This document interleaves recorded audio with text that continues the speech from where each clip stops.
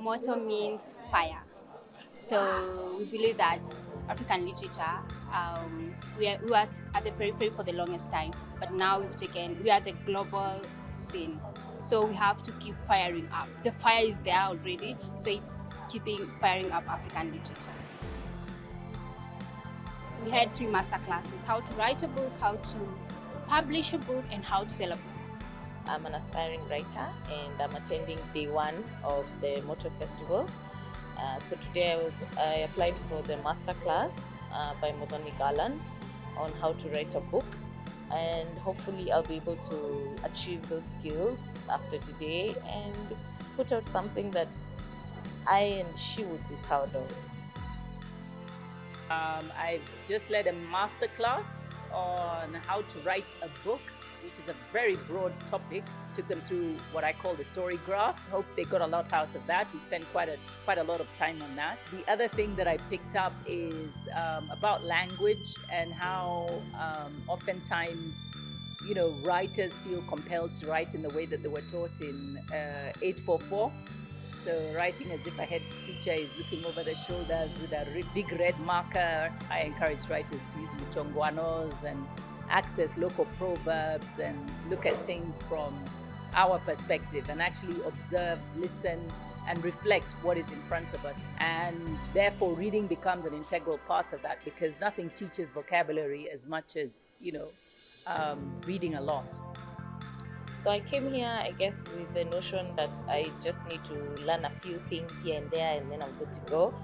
And I think she's really opened up my perspective in terms of the skill and the science that goes into writing, and that it's not just sitting down and vomiting on a page. I think the most important thing I've learned today is the show and tell, which was so cool because I actually didn't know that.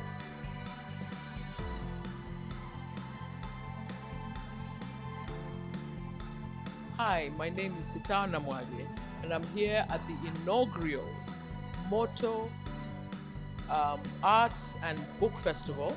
In my session, I was so thrilled to find lots of young people listening to us. My name is Mishai Mwangola. I identify as an oratorist, which means I work across academia, artistry, advocacy, but really from the word orator, I am obsessed by the written word. The conversation we just had this evening was on African literature, and I was spoiled for choice. I found so many new books I didn't know. I loved the fact that so many of them were children's books and that this looks like it's going to be an exciting space. We were privileged to be the inaugural panel, and one of the things I loved about it is we had enough time. We had such an engaging audience. So even when we were talking to each other before we opened it out, I could look at the audience and you could see people were engaged. They engaged the things we had brought up. So the question of what does it mean when we talk about African literature? What is African about African literature? Our topic was safeguarding cultural legacies through African literature. My name is Otieno Opondo. I'm the author of Peer Pressure. And today we've had very, very exciting sessions that have really opened my eyes. In the morning we attended a session talking about how to write a book. Basically it gave us a breakdown of the nitty-gritties that are required for a person to write a book that will sell, a book that will fire up the African literature. And in the afternoon session, we've also had a very empowering talk, a talk that as an eye-opening talk that has told us about the culture and African literature. My take-home from today is that the African literary scene is vibrant. I would love to see us take with just as much, put as much weight on the new artists, the ones who are writing, who are talking, who are producing work today. I also would like us to break out of, people define African literature and then it has to be this, it has to be painful, it has to be about only certain things. And to realize as Africans, the whole world is at our feet. So we must explore the entirety of our experiences. My name is Lucas Wafula. I'm the MD, Booklist Press Limited, and I'm so happy to be here at Moto Festival. I was expecting that, I would just be lecturing and, telling people, what they are supposed to do to publish books. But based on the interaction and the feedback that I've got, the one-on-one that I've had after the session, I think this festival is going to make a difference in the writers' world, and African publishing is going to be better. My name is Victor Ochien. It was wonderful to be part of this, and more so when it comes to how do you edit yourself as a writer, and again, how do you now go out and seek other editors to edit your work, and in relation to self-publishing and traditional publishing. I think based on the presentation, I would say that the best way to go is traditional publishing. There is a lot of hope in local literature, in Kenyan literature, in African literature. I'm an African feminist, a writer, and a communication strategist. I'm also an author of the book, The Sex Lives of African Women. I'm a writer, but I'm also a lover of books. There's nothing like getting to meet an author, getting to ask her all the questions that were in your mind as you were reading her book. And I think it helps us as writers to develop, it helps people to get to know our books. There's so many people who've said to me, oh, because I heard you speak yesterday, I'm going to buy your book. So it actually supports our careers as writers. And I think this festival is great, and I'm really excited that it's going to be a new annual festival on the continent. We need more of such festivals.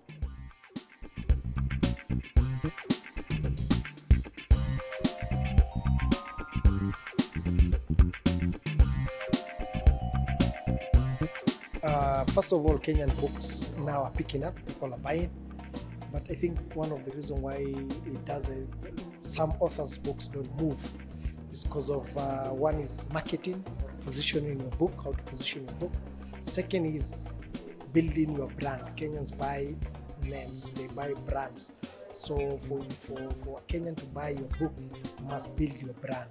And for you to do that, you must grow your social media engagement and also your blogs and offline if possible as well. But the online platforms, you must be very active and you must build your audience for them to buy your story or to buy your book. There's some books, I think majority of Kenyans writers are storytellers, but there's some that are not up to standard. But the ones that have good content, what they're lacking is good printing services and positioning the book or their content or the books that they are selling to Kenyans. So the more noise they make about the book, the high chances Kenyans might buy. Yes, most of the time when they were onboarding the books, we tell them the realities on the ground based on our data, on our experience. So we tell them that as we'll be stocking for them the book, we will put them on the platform. But most of the groundwork, most of the effort has to come from the author. So we always tell them before we stock their books that most of the groundwork has to be done by the author. My name is Jerry Wangare, and I am joined by my partner. Yeah, my name is Simplice Kaze.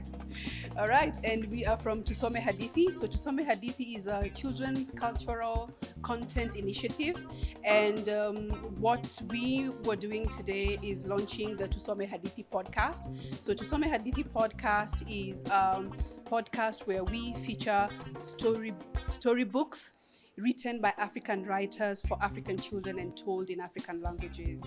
The inspiration was from the fact that we want to be able to inspire children to speak in their mother tongues and to be able to embrace their African dialect and be comfortable in it.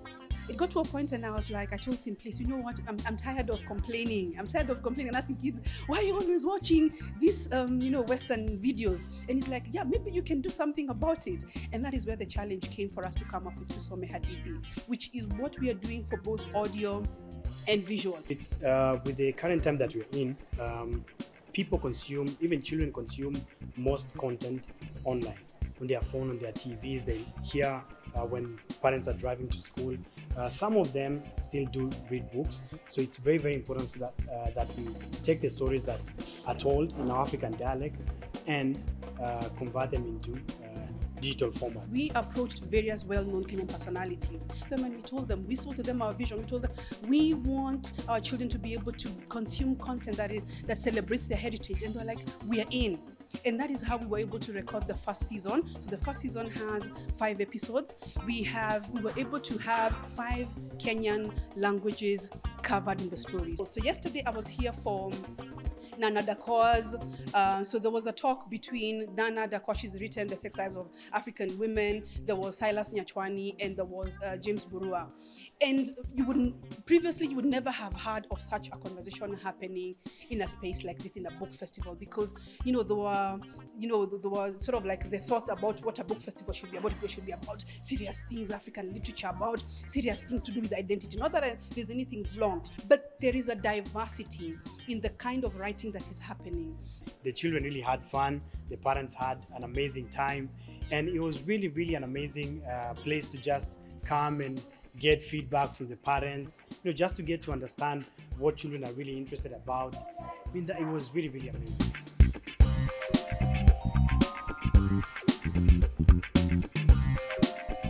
I'm full of admiration for this because it's the place where writers need to come together to encourage each other, to learn a few tricks of the trade, and to network.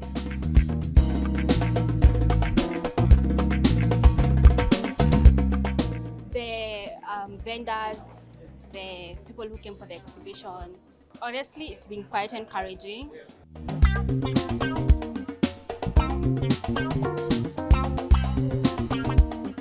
So I've just had a blast of a time at the Moto Festival, and I really, really look forward to seeing this festival grow through decades to come.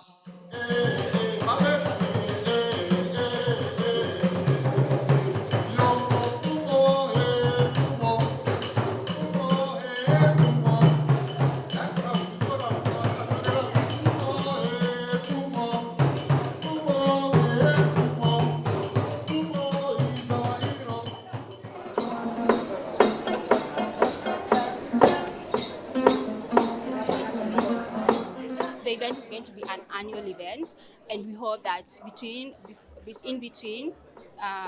now and the next event, going to be 2023, we'll have other activities where we can keep the literary scene engaged. We heard people asking for, could the event be virtual? Could we could you have more sessions of that so that they can learn? I want to say thank you to our entire delivery team, the camera guy, the photography, like everyone, the sound, the microphone, the village market team, everyone. So thank you to everyone. Enjoy this last performance. We'll dance all together, so don't go. And everyone who's outside, come inside, let's dance together. So this is officially the end of the festival. Thank you for coming. Have a good week, have a good month, everything. Thank you.